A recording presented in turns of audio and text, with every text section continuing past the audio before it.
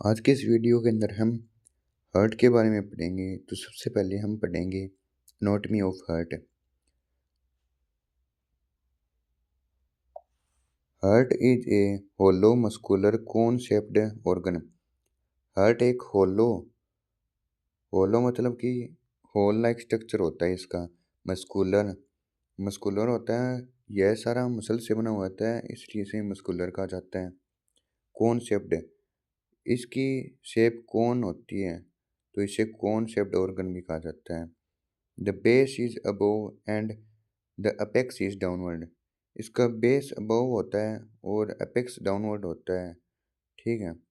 The base is broad and apex is pointed. इसका base broad like structure का होता है और अपेक्स पॉइंटेड होता है। The heart is about the size of a close fist. Heart का जो साइज होता है वो एक क्लोज फिस्ट मतलब बंद मुट्ठी के समान होता है। किसका होता है? बंद मुट्ठी के समान।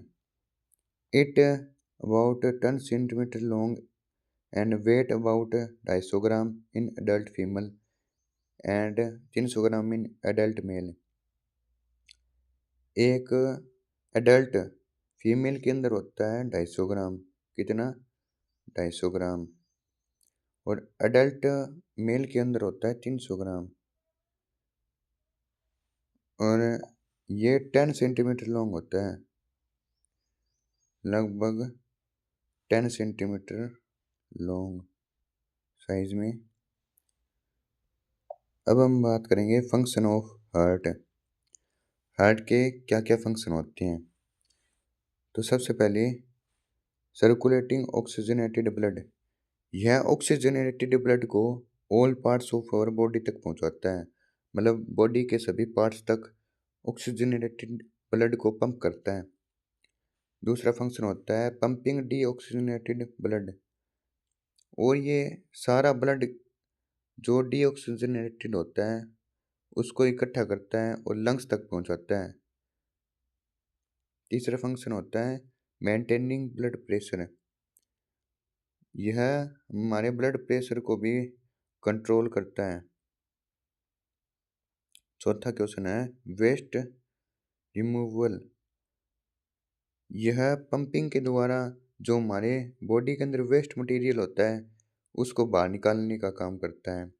और इसके अलावा कुछ अनदर फंक्शन भी होते हैं, जैसे यह हमारे टेम्परेचर को कंट्रोल करने में सहायक होता है, बॉडी के अंदर पीएच कंट्रोल करने में भी सहायक होता है।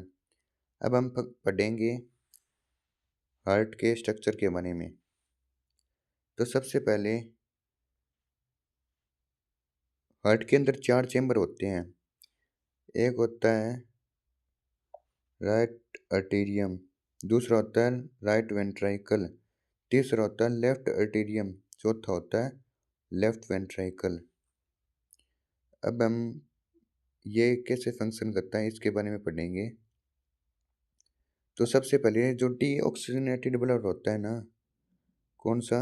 डीऑक्सीजनेटेड ब्लड, वो सुपीरियर वेना कवा इसके द्वारा आएगा हार्ट के अंदर। ठीक है। इसके बाद ये पहुंचेगा राइट आर्टेरियम तक। कहाँ तक? राइट आर्टेरियम, इस जगह। जब ये चैम्बर फुल हो जाएगा तो इन्फीरियर वेना कवा इसके द्वारा राइट वेंट्राइकल तक पहुंचेगा। कहाँ तक? राइट वेंट्राइकल तक, ये जो पार्ट है यहाँ तक। जब राइट वेंट्राइकल में फुल हो जाएगा ब्लड तो फिर पल्मोनरी आर्टरी के द्वारा ये हमारे लंग्स तक जाएगा। कहाँ तक? लंग्स तक। किसके द्वारा? पल्मोनरी आर्टरी के द्वारा। पल्मोनरी आर्टरी के द्वारा। फिर लंग्स क्या करेंगे? उसको ऑक्सीजनेटेड कर देंगे ब्लड को। और फिर लंग्स से जो पल्मोनरी वेन होती है, पल्मोनरी वेन, ये वेन होती है, ये उस ऑक्सीजनेटेड ब्लड को हमारे हार्ट तक पहुंचाएगी। कौन से चैम्बर में लाएगी? राइट आर्टेरियम, राइट आर्टेरियम के अंदर। फिर राइट आर्टेरियम जो चैम्बर है वो फुल होने के बाद उस ब्लड को पंप कर देगा लेफ्ट वेंट्रिकल में। लेफ्ट वेंट्रिकल फुल होने के बाद रोटा के द्वारा उस ब्लड को all parts of our body तक पहुंचा देगा। कहाँ पहुंचा देगा? All parts of our body. ये है अरोटा। तो ये हो गया हमारा हार्ट का फंक्शन, कि हार्ट कैसे फंक्शन करता है। अब हम बात करेंगे जो मेन चैम्बर है, इसकी सेल्स है, उसके बारे में। तो सबसे पहले सुपीरियर और इन्फीरियर वेना कावा, ये हमने पढ़ लिया। पल्मोनरी ट्रंक आर्टरी भी पढ़ ली। Left and right pulmonary vein भी पढ़ लिया। अरोटा भी पढ़ लिया।